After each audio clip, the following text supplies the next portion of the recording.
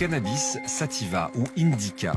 Au début des années 60, un jeune chercheur israélien s'intéresse à la chimie et à la biologie de cette plante. C'est Raphaël Mechoulam. Le fait que la consommation du cannabis soit interdite ne le retient pas. Avec l'aide de son équipe, il isole et synthétise rapidement le composant le plus connu du cannabis, le tétrahydrocannabinol, le célèbre THC. Nous avons donc commencé à travailler en 1963.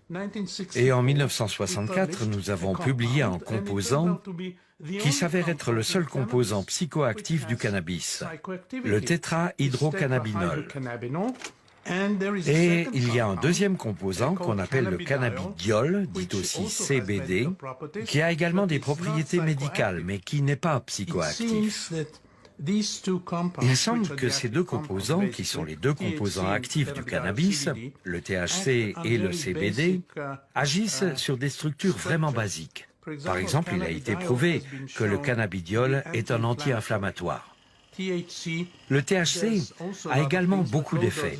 À faible dose, il peut diminuer l'anxiété. Quand quelqu'un est malade, dans la plupart des cas, il est anxieux. Et si vous diminuez son anxiété, il va se sentir mieux.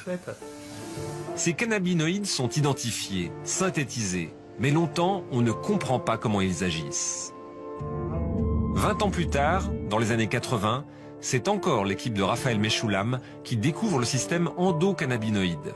Un système de neurotransmetteurs et de récepteurs répartis dans notre cerveau et dans tout notre corps. Ce système, très complexe, agit dans la plupart des fonctions vitales. Notre corps produit ses propres cannabinoïdes pour nous aider à nous relaxer, à manger, à dormir, à oublier et à nous protéger des différents stress. Alors, quand nous consommons du cannabis, les substances contenues dans la plante miment ces endocannabinoïdes et renforcent leur action.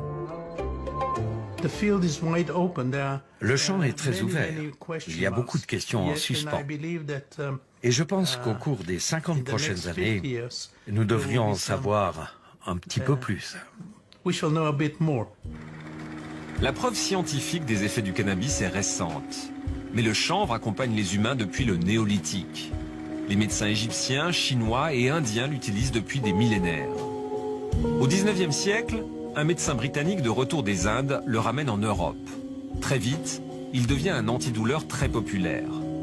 On dit que la reine Victoria en prenait contre ses migraines. Mais la carrière médicale du cannabis va s'interrompre brutalement au milieu du XXe siècle. Dans les années 50, on a fait beaucoup de recherches sur la médecine chimique qui était naissante. Et la médecine des plantes n'était pas standardisée. Il y avait donc à cette époque une certaine méfiance générale à l'égard de la médecine des plantes. Ce qui fait qu'en 1952, l'OMS a déconseillé l'usage du cannabis qu'elle considérait comme obsolète. D'ailleurs, sans vraiment justifier ce choix. Puis dans les années qui ont suivi, l'usage du cannabis a été interdit.